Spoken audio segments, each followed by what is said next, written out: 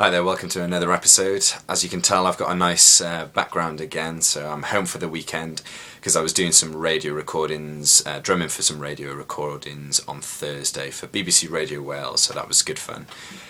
This week, just to summarise again, obviously I've been talking about my survey for my personal research project. I finished that, so that's just collecting some data on that. I think I've got 36 people that have filled it in at the moment, but I'm hoping for 100 or so just to get some better data in a way, some better information. So the things that have come out of it are quite interesting because obviously not a lot of people can fill the survey in, which I understand, and people can kind of get a little bit annoyed with that they can't fill it all in.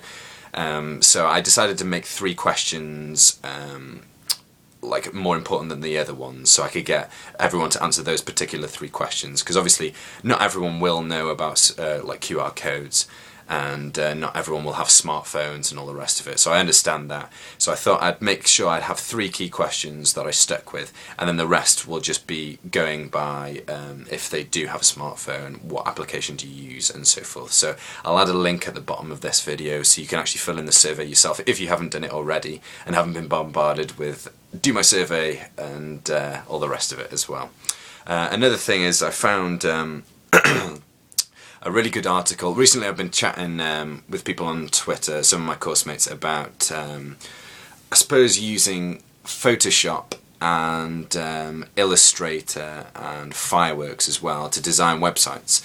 Because currently I'm using Zara Designer Pro, I think it's called, Zara Pro Designer 6.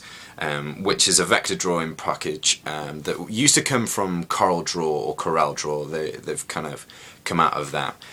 Really quick, simple and easy to use, very, very cheap as well compared to the bigger kind of software kind of companies out there.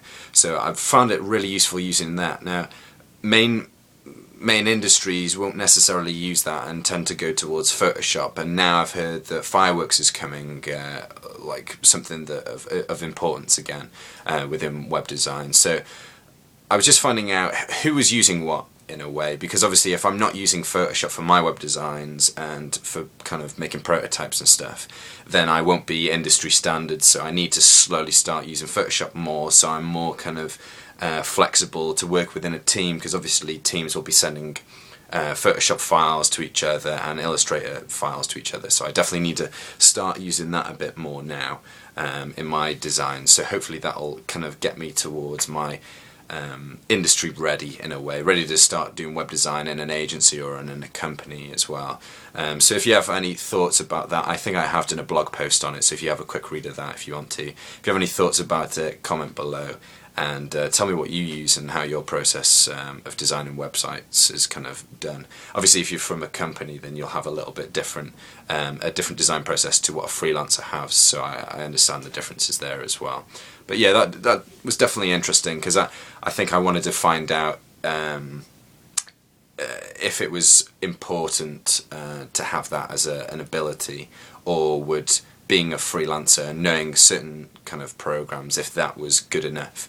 But I think the key thing is teamwork, that is very important. So if you can't work as a team, i.e. be able to send designs, like a Photoshop design, to another designer to work on, then it's unfortunately useless in a way. So on a freelance basis it'll work quite well.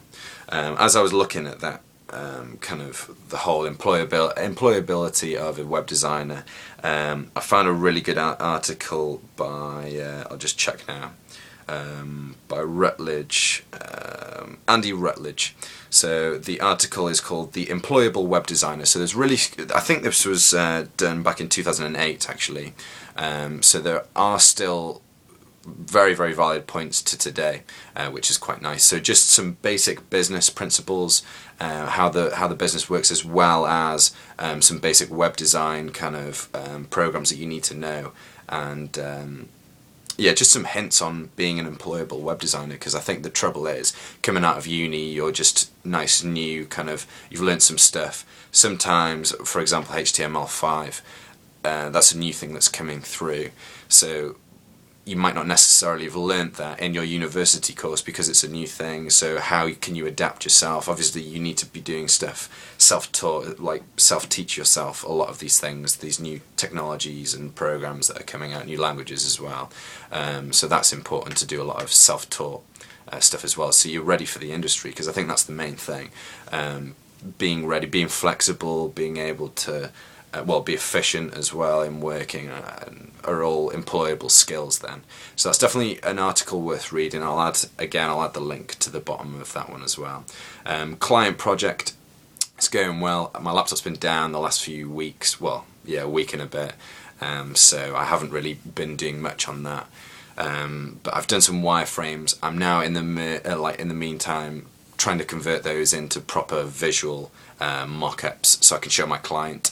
Then hopefully from there he'll decide yes or no, and we'll obviously put it into some sort of development of that particular mock-up that he chooses, and then from there it'll go into production, I suppose, in a way. Start coding it up, doing the images and getting some content up there. So hopefully that'll be next week. By the end of next week, hopefully some basic kind of structure to the site will be up, because I want to be doing it through WordPress, so setting that up on his server as well will be an important factor. So yeah, that's where it's at the moment. So I think that's it for now. Yes, have a good weekend, and see you next week. Bye.